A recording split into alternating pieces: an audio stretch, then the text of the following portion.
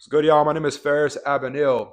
Maybe you've been watching me for a couple of months. Maybe this is your first time seeing me. But today, I want to share with you something special that I've been working on for the past couple of months. And that is the exact protocol that I use to go from a state of directionless degeneracy in college to a state of peak mental and physical performance every single day. Honestly, this video is not a quick dopamine hit or a motivational boost. So if that's what you're looking for, please click off.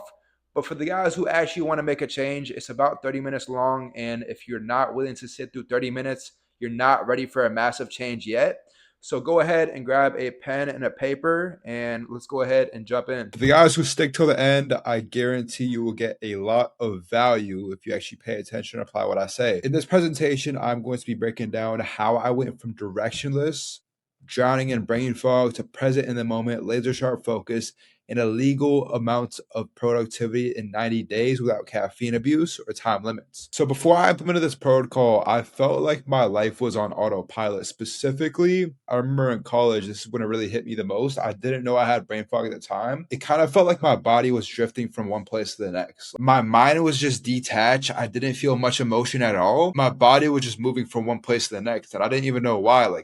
I just felt so numb. I was like at the worst physical shape of my life. I know I wasn't obese, but I definitely wasn't happy. When I took my shirt off, I was very insecure and unconfident. Even with my shirt on, I was very insecure because I just wasn't proud of what I had right here. I constantly suppressed my real emotions with fake ones. Anytime I felt real emotion like stress, boredom, anxiety, like real emotions that I should be feeling and should be accepting and trying to navigate through, I would constantly suppress them with fake ones. That caused me to feel disconnected from my friends, disconnected from my family, caused me to take some dark paths onto the relationships that I had and I cared about. I know it's hard to say, but like I hated life. Like this was the look that I had almost all the time. Like I just felt out of the moment. I didn't feel focused. I just had like this blank look on my face. I felt directionless when it came to change. I lacked confidence. I had no motivation. I struggled with discipline. And worst of all, I blamed everything except myself. I blamed everything except myself.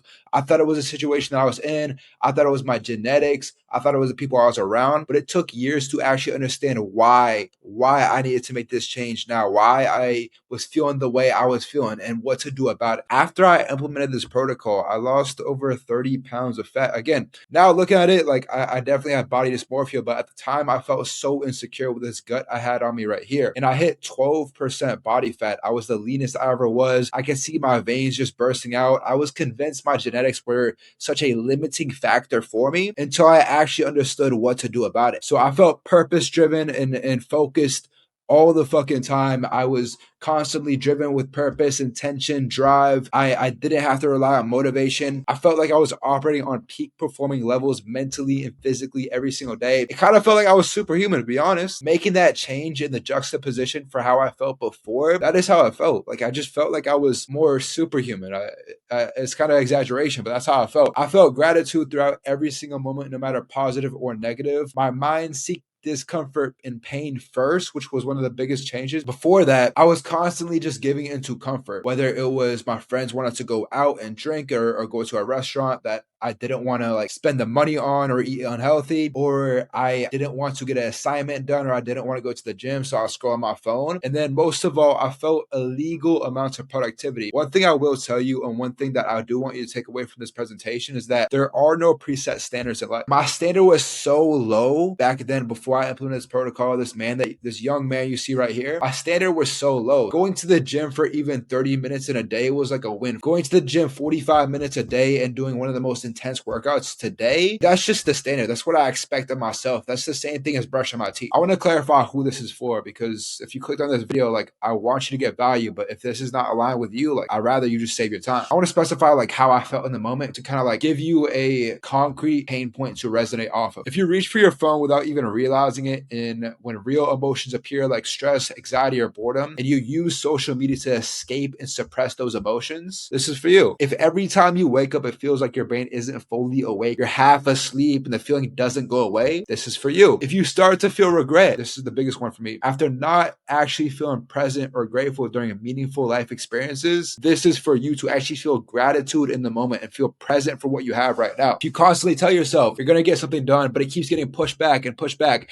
and it feels like it requires mental effort to even get yourself to start, this is for you. If you feel like there's a version of you that is peak performing in life, whatever that means for you in every single category, physically, mentally, spiritually, personally, etc., this is for you. If you want to feel grateful during every waking moment, regardless of whether the experience is good or bad, this is for you. If you want to feel fully connected to reality and show the people in your life that you care and you are truly listening and live a life of progress, success, and purpose, this is for you. And inversely, who this is not for, because if any of these hit you, if any of these sound like you, like, please click off. Like, I only want to talk to the guys who are actually serious. So if you're expecting a temporary fix or quick transformation, this is not for you. Honestly, just go to ChatGPT and ask it to make you a prompt or a PDF or a guide that you can follow. That's way better than, watching through this, because that just tells me you don't care to actually look for a solution and you just want something temporary. If you're not willing to fully commit to make a sacrifice for a new journey, this is not for you. If you're comfortable in your day-to-day life and you're not willing to take a risk and make changes, this is not for you. If you don't believe that there is a better version of you and you're not willing to do whatever it takes to become that person, this is not for you, because there's going to be sacrifices along the journey. The shit I'm about to tell you, like, I get like this transition that I had over here, like this transition I had right here, I get it. Like, it looks seamless from point A to point B, but there was a lot of shit that I went through in between, and hopefully I can give you some clarity throughout the rest of this presentation. But let's go ahead and jump to the next slide. Here's the truth about getting elite focus that no one will tell you, and because I'm a real one, I'm going to tell you right here. You can absolutely achieve this without abusing caffeine, popping Adderall, or setting phone timers. However, most men aren't capable of doing so because they don't fundamentally understand how to A,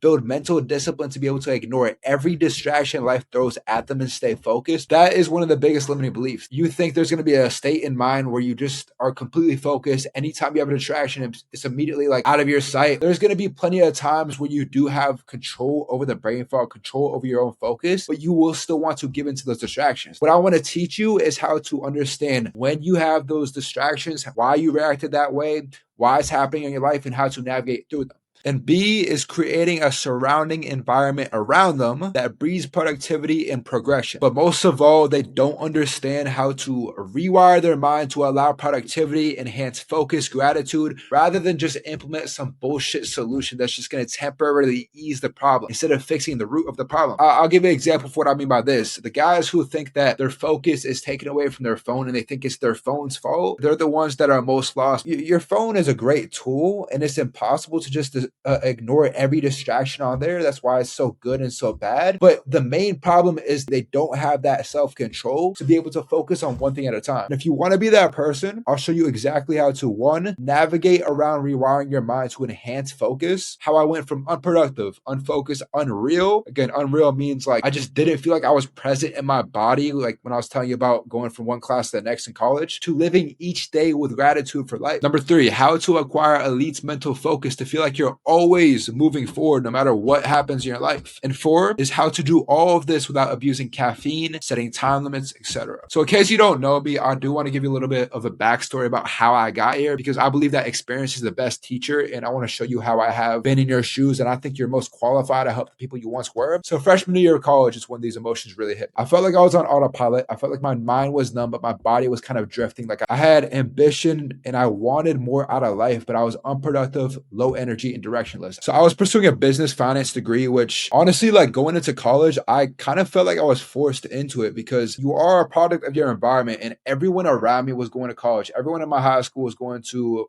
some of the best colleges. I lived in Virginia, so the best colleges were JMU or Virginia Tech. And I applied to Virginia Tech. I didn't get in because I was a dumbass. I didn't know exactly what I wanted. And I applied for one of the most broadest programs for Virginia Tech. So of course I didn't get in because I didn't even know what I wanted. That made me end up going to a school that I just didn't want to go to, which was VCU, which is in the middle of Richmond. It's very close to my hometown. I didn't even want to go there in the first place. Like I had to convince myself this is what I wanted. And I tried to normalize what was around me. normalize my environment, which is what led me to all of the vices. So even though I felt ambitious, I was unproductive because of that reason. I was low energy because of that reason. I was directionless because of that reason, because I didn't know what I wanted out of life. Because I was feeling these emotions of directionless, again, low energy, unproductiveness, and most of all, like stress, anxiety, because I wanted so much out of life, but I didn't know where to put that ambition. I numbed those feelings. I numbed them with social media. I numbed them with porn, with alcohol, to kind of distract me of the reality of, I need to do something about it, but I just try to suppress those emotions. I wasn't willing to settle for that life. And I began to see what it would look like if I didn't change. Because just for me, I don't know if you're the same way, but I didn't really know how college would play out. I don't know. It was kind of like a blurry vision I had. I couldn't see years ahead. Like after high school, I knew very little about college. Like it was a very eye-opening experience for me, first year of college. So I didn't know what I wanted out of life. And I started to see the path that would eventually play out for me when I started to open my eyes and finally take the red pill of understanding the truth of I would have to work my ass off, which was pretty much learning bullshit in classes that I didn't care about to get a degree to pursue a job that I just didn't want to do. I didn't want to be on anyone's schedule. I didn't want to work for anyone else. I didn't want to spend 4 years of basically doing a vacation of college, because that's what it felt like to me. Like you see, I was going out to clubs, bars, which didn't align with me morally, just so I could like feel like I was normalized in the college environment. Months of brute trial and error. Like when I realized I had this switch, and for everyone it's different. For me, it was a compounding of effects that led me to that breaking point where I realized I needed to make a change, which looked like me going to the bars and clubs 3 to 4 times a week and destroying my mind and body, putting me in the most vulnerable and weakest position of my life as a man. I had a very eye-opening experience when I blacked out at a bar. I got thrown to the side of the street with my girlfriend. Next morning, I wake up not knowing how I got back to my dorm, and I realized, like, fuck, I can never let myself get this fucking weak again. I guess that's like my villain arc. But from that point on, I spent months of just trial and error through action, leading me to create a protocol that would give me everything that I was missing. My productivity, mindset, health, physique, relationships, all peak performing because I put myself through this hell. And throughout that entire process, I documented that across all my socials, my Instagram. You can see on my story highlights when I was waking up at 4:15 every single day, putting my body through hell, waking up when I didn't feel like it, waking up at the weekend, just so I could build that discipline, just so I could have that structure, just so I could put myself through hell, build a better version of me. I started to have so many people reach out to me saying they experienced the same exact thing. I don't know why, but I just felt like I was alone in it. I felt like I was the only one experiencing the things that I was feeling. And so I posted on social media talking about how I felt, and so many other people were experiencing the same exact thing that brought me here, to teaching other people how to do the same exact change I made, but instead of months, into weeks. So I want to teach you how to do that here, so you can see the pictures a little bit better. But ran a full marathon this year. This was me at the bar with a guy that I didn't even know. He was in a fraternity that I was trying to rush with, and I ended up not rushing, which was one of the best decisions I made. I documented like the moment that I dropped out of college on this YouTube video right here. The peak performance protocol is my system I built through my own trial and error by living through years of brain fog and doing anything that I could to feel peak performing. And because I'm a real one, I've decided to break it all down for you for free. So let's dive into that. In the next following steps, I want you to have a pen and paper out. I want you to actually apply this and implement this into your life. If you take anything through this video, I don't care for you to mentally masturbate to what I'm talking about. Like actually fucking apply. Knowledge is not going to be knowledge unless it's applied. I'm going to outline the entire process A to Z of what I did to accomplish these results, so you can use my peak performance protocol to reach peak physical and mental performance. So this is it outlined. I won't go into depth because obviously like I'm going to talk about it in a second here, but stage 1 is rewiring the mind. Stage 2 is making it easy for you to win. Stage 3 is complete nourishment. Stage 4 is the ultimate hybrid athlete. And stage 5, biohacking. Let's go ahead and dive in. So stage 1 is rewiring the mind. What I want you to realize is that every action that you've taken up to this point in your life has led you to where you're at right now. So if you're unhappy, that is your own fault. And that is because of how you perceive the world, which is also called your paradigm. There's something called the belief pyramid, which reality is objective. There's no truth towards reality. Reality is what you make of it. And everyone has a different perspective of reality. So your reality is built off the experiences you had, every experience you had to this point, the observations you made off those experiences, the assumptions you made off those observations, and then those assumptions lead to your belief. So that is the pyramid, right? The next thing is directing the subconscious mind for auto-suggestion, meaning that 95% of the things that you do on a daily basis are from the subconscious mind. I'll give you an example. If you were driving for 30 minutes and you can only recall the last 5 minutes, That's because you are operating from a subconscious mind. That is technically your disadvantage right now. You got to use it as your advantage. Play it as your advantage to be consistent by leveraging the subconscious mind for implementing good habits like going to the gym or going for a walk to outlast everyone instead of trying to outwork them. That has been my play from the start, is always just trying to outlast the people.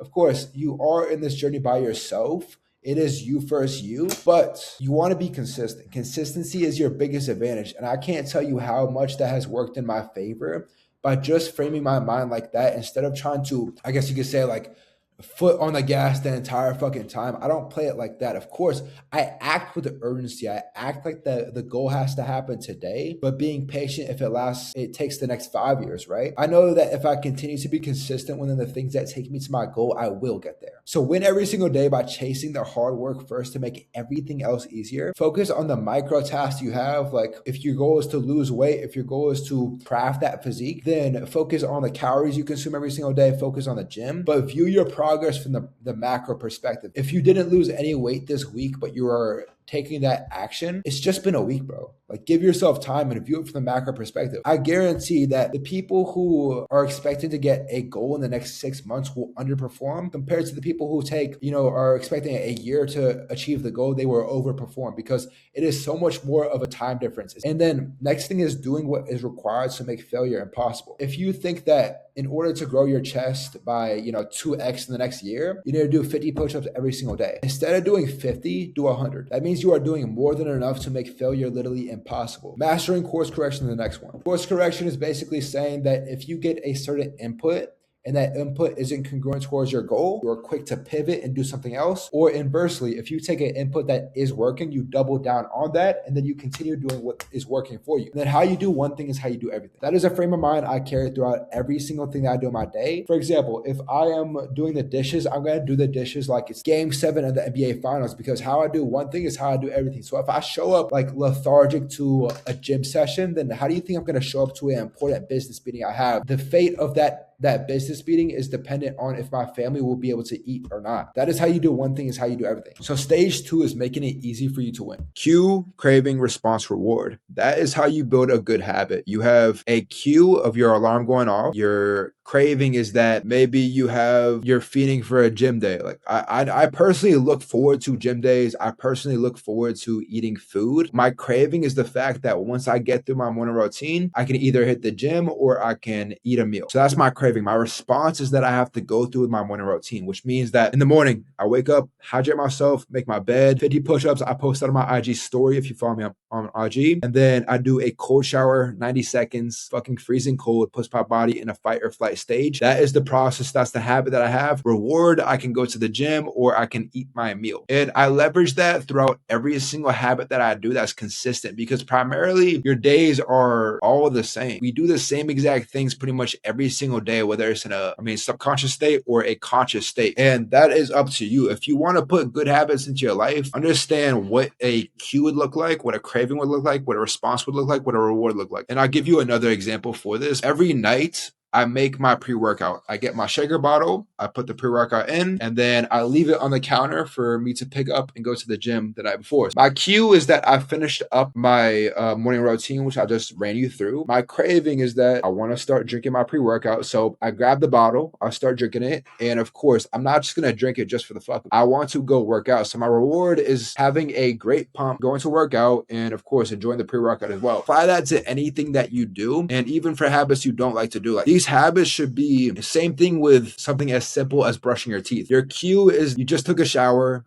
and you're doing your nightly routine. That's your cue. Your craving is that you want to feel clean before you go to sleep, within your mouth, within your face. So your response is that you brush your teeth, you use facial lotion. Your reward is that you feel good going to sleep. That is how everything works within a habit. Like breaking this down, I hope you start to see how it all connects here, but that is how you implement good habits. And that comes with having better focus, right? Number 2 is only surrounding myself with people who are like-minded. One thing I will say about the journey, especially when you try to better yourself, it's going to be hard. It's going to be hard. It's not going to be, everyone's not going to be supporting you. I had to make a lot of sacrifices. I didn't cut off my friends in a dick way, but the friends who I didn't align with, who were going out to clubs, not eating healthy, not going to the gym consistently, like I just stepped a little bit away from them. And I mean, that's life. Like you are a product of the people you surround yourself with. Why would I not put myself around fucking killers? And you won't see that at first, because one thing about this journey is that we are all alone in this together. One thing I will tell you about making good connections and lasting relationships is see if they align with you within your visions you have, within your ambitions. See if they actually want the same things you want. And then two, most of all, are they actually acting on those things? I think the toughest thing that I had to do, I thought there was a guy who was, a good person to have around me. Like he seemed like he was aligned with me within my visions, within my ambitions. And I moved in with this guy. Turns out a couple weeks later, I realized that he's just all fucking talk, even though that I remember I gave him so much fucking time and energy into trying to help him understand what he has to do to get to where he wants to get to. And he just didn't fucking act. It's tough, but good relationships, it takes time to form. Like just be patient with it. You want to have good people around you, so don't force people into your circle. Just because someone says that they want a Ferrari, just because someone says they want to be a better version of themselves, doesn't mean they're actually acting towards that. That's a big difference. So I would say that's a good vetting process. The next thing is the 5-4-5 method, which is 5 macro goals you're working towards. For example, shredding down 30 pounds of fat. That's like one of the 5 goals. A 4-step simple morning routine, which I gave you my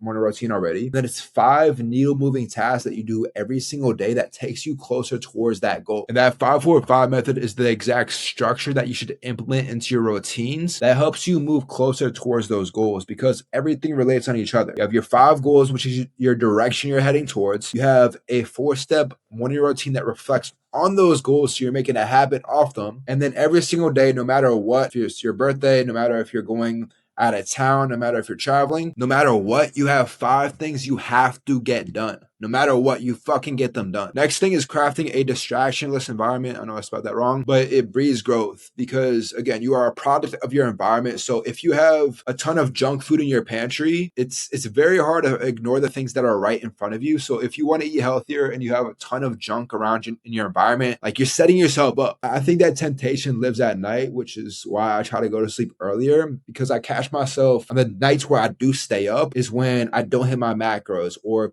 I don't stay aligned with my 5-4-5 method. I create the environment that allows me to grow. Like in my apartment right now, I have absolutely no junk food, so I don't even have an option to eat unhealthy. Everything I have in my apartment is so fucking clean. My body will just continue growing and growing and growing. I will keep progressing towards my goals because of that. And the last thing right here is focus more by focusing less. Decision fatigue is the act of taking so many conscious decisions at a time that it kind of stunts and limits your ability to make the best decision possible. And we can tend to take a lot of conscious decisions if we're not smart about how we take them, because 95% of your day you operate from the subconscious mind. By offloading those conscious decisions that you make, let's say, one thing I always hold myself to is to plan out tomorrow the night before. Instead of thinking about what I'm doing in a day, I literally just act. I have a checklist of my 5-4-5, those 5 needle moving tasks, and I literally just execute on those tasks every single waking hour. That's how I'm moving forward towards my goals